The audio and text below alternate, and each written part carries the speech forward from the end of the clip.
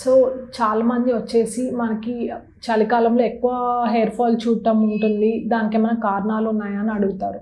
So యూజువల్గా చలికాలంలో ఏమవుతుంది అంటే మనకి మాయిస్ట్ లెవెల్ అంటే వాటర్ కంటెంట్ కానివ్వండి, హైడ్రేషన్ ఇన్ ద ఎన్విరాన్మెంట్ తగ్గిపోతుంది. దానివల్ల ఏమవుతుంది అంటే మనకి హెయిర్లో పొరలు ఉంటాయండి, అవుటర్ మోస్ట్ లేయర్ వచ్చేసి క్యూటికల్ అంటాం. సో అది బ్రేక్ డౌన్ అవుతుంది. బ్రేక్ డౌన్ అయ్యి మధ్యలోకి వెంట్రుక విరగడం కానివ్వండి, లేదా స్ప్లిట్ ఎండ్స్ కానివ్వండి, ఇవి చూస్తాం. కానీ హెయిర్ రూట్ నుంచి యాక్చువల్లీ మనకి హెయిర్ ఫాల్ అనేది చాలా లెస్ క్వాంటిటీలో మనం చూస్తాము. జనరల్ హెయిర్ ఫాల్ అనేది 50 to 100 per day అనేది కామన్. అది కాకుండా హెయిర్ షెడ్డింగ్ అనేది ఉంటుందండి. ఒక హెయిర్ ఏజ్ వచ్చేసి మనకి 3 ఫేసెస్లో ఉంటుంది, ఆనజన్, కాటజన్ అండ్ టీలోజన్. జనరల్గా టీలోజన్ ఫేస్కి వచ్చేటప్పటికి అది షెడ్ అయిపోతుంది. దానివల్ల మనకి మళ్ళీ అది ఊడిన తర్వాత యూజువల్లీ మళ్ళీ ఇంకొక వెంట్రుక అనేది వస్తుంది. So we don't have to bother అనమాట, మళ్ళీ హెయిర్ అనేది వెనుకకు వస్తుంది. కానీ మనకి వింటర్లో ఎక్కువ చూసేది మాత్రం వెంట్రుక విరిగిపోవడం, మధ్యలో నుంచి విరిగిపోవడం కానివ్వండి, స్ప్లిట్ ఎండ్స్ కానివ్వండి, అలాంటివి ఎక్కువ చూస్తాము. 1 minute 30 seconds ఇంకా ఎక్కువ కావాలంటారా? జనరల్గా నార్మల్ టైంలో అయితే కనుక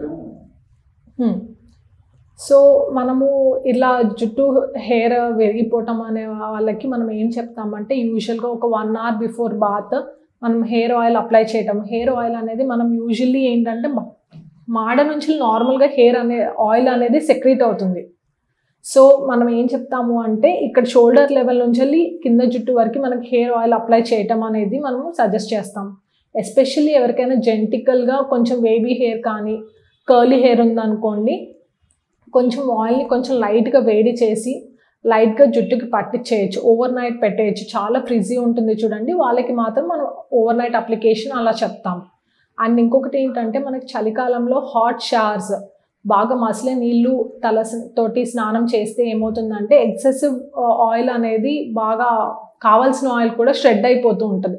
సో మనము కొంచెం లూప్ వామ్ గోరువెచ్చని నీళ్ళు కానివ్వండి అట్లా వాడమని చెప్తాం. ఇంకొకటి ఏంటి అంటే షాంపూస్ అనేది ఎక్కువ మార్చటం లేదా రఫ్ షాంపూస్ అంటే యూజువల్గా మన స్కాల్ప్ pH వచ్చి 5.5 అంటాము.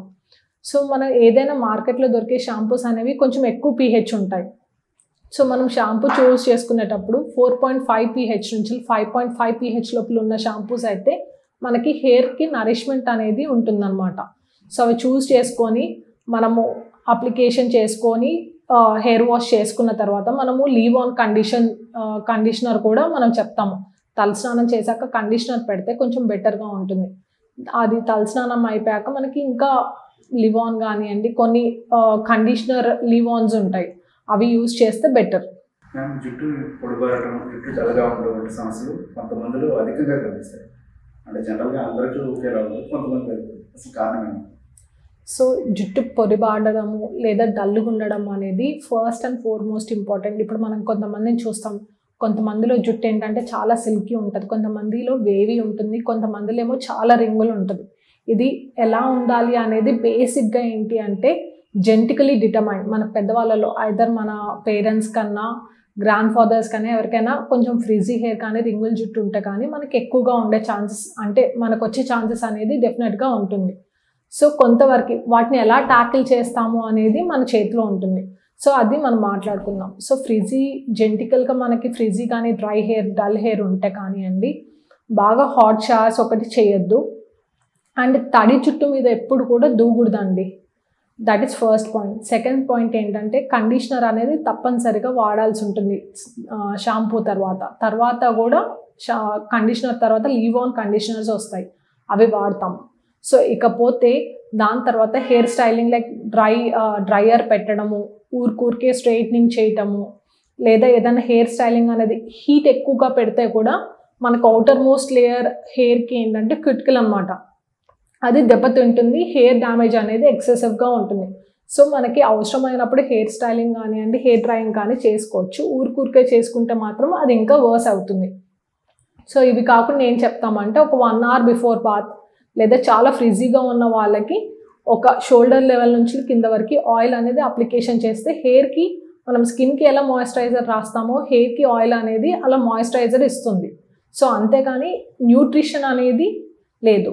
సో ఇంకో ఏంటి అంటే వైటమిన్ డెఫిషియన్సీస్, ఎవరైనా పిల్లలు సరిగ్గా తినకపోతే కానివ్వండి, డైటింగ్ కానీ చేసే వాళ్ళకి, లేదా ప్రాపర్గా వెజిటేబుల్స్ తినకపోతే మనకు vitamin B12, D3, serum ferritin డెఫిషియన్సీస్లో ఉన్న వాళ్ళకి కూడా స్కిన్ కానివ్వండి, హెయిర్ కానివ్వండి బాగా ఫ్రిజీ కానీ డల్ అవుతుంది.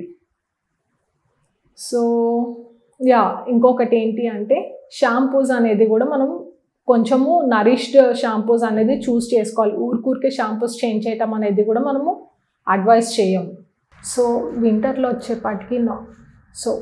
వచ్చేపాటికి హెయిర్ అనేది చాలామంది డ్రై కానీ ఫ్రిజీ కానీ కంప్లైంట్ చేస్తుంటారు. అది ఎందుకు అంటే మనకి ఎన్విరాన్మెంట్లో మాయిస్ తగ్గడం వల్ల చాలా ఇట్లా డల్ కానివ్వండి, బాగా చిక్కులు పడటం కానివ్వండి, అలాంటివి చేస్తుంటాం. సో మనం ఏం చెప్తాము, యాజ్ పర్ థింగ్ యూజువల్గా 2 to 3 times per week hair wash అనేది ఖచ్చితంగా చేసుకోవాలి. ఫాలోడ్ బై కండిషనర్ ఖచ్చితంగా వాడాలి. ఇంకొకటి ఏంటంటే తడి జుట్టు మీదుగా దూకూడదు. అండ్ ఖచ్చితంగా కూడా మనము యూజువల్లీ చాలామంది ఏమనుకుంటారంటే జెనెటిక్గా కొంతమందికి డ్రైనెస్ అనేది ఉంటుంది, లేదా ఫ్రిజీ హెయిర్ అనేది ఉంటుంది. ఇంకా మనం ఎక్కడ చూస్తాము అంటే హెయిర్ స్టైలింగ్, మనం కెరాటిన్ కానివ్వండి, హెయిర్ స్ట్రైట్నింగ్ కానివ్వండి, వీటి వల్ల కూడా ఇంకెక్కువ డ్రై అవుతూ ఉంటుంది. సో ఇవి ఈ సీజన్స్లో మనం ఆప్ట్ చేసుకోకుండా వేరే సీజన్స్ ఆప్ట్ చేసుకుంటే కొంచెం బెటర్గా ఉంటుంది. అది కాకుండా మనము హెయిర్ స్టైలింగ్ అంటే ఇంట్లో మనము తల ఆరబెట్టుకోవడానికి హెయిర్ డ్రైయర్స్ కానివ్వండి, లేదా హెయిర్ స్ట్రైట్నింగ్ ఇలాంటివి ఇంట్లోవి కూడా ఒకవేళ చాలా అతి అవసరం అయితే ఫంక్షన్స్కి అలా చేసుకోవాలి, కానీ ఆన్ ఎ డైలీ బేసిస్ అయితే చేయకూడదు. ఇంకొకటి ఏంటి అంటే మనకి హెయిర్ స్ట్రైట్నింగ్ కానివ్వండి, స్టైలింగ్ ఇన్స్ట్రుమెంట్స్కి టెఫ్లాన్ కోటింగ్ అనేది వస్తుంది.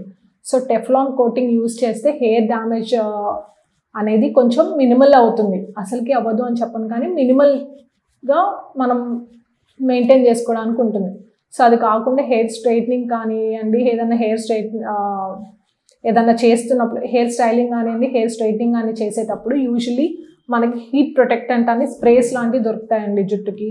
సో ఫస్ట్ అది హెయిర్ మీద స్ప్రే చేసుకొని మనం ఏదైనా చేసుకుంటే డ్యామేజ్ అనేది మనం ఎంత ఎక్కువగా చూడము. సో తలస్నానం వచ్చేపాటికి మనం ఏదైనా 2 to 3 times per week అనేది అడ్వైస్ చేస్తాము, followed by conditioner and leave on conditioner.